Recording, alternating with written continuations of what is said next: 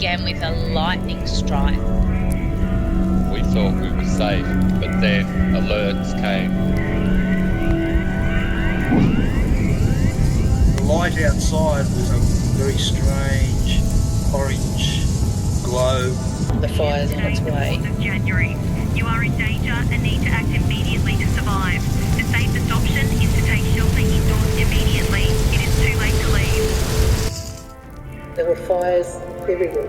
It was like a flamethrower. It wasn't like a vertical moving fire. I mean, it was reaching out at us.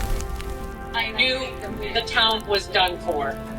I wish I could have done more. It's really, really difficult to tackle these kind of fires.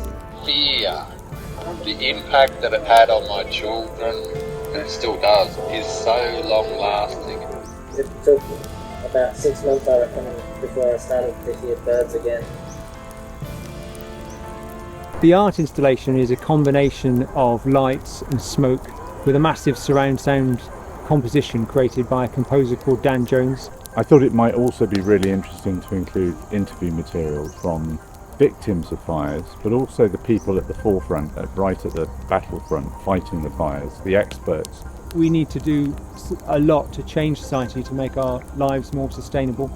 We need to reduce our carbon emissions.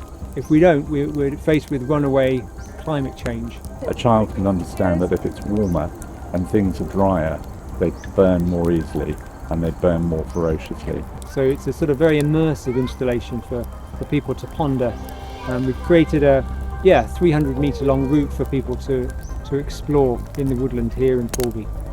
I thought it was really good. It was really immersive, really informative.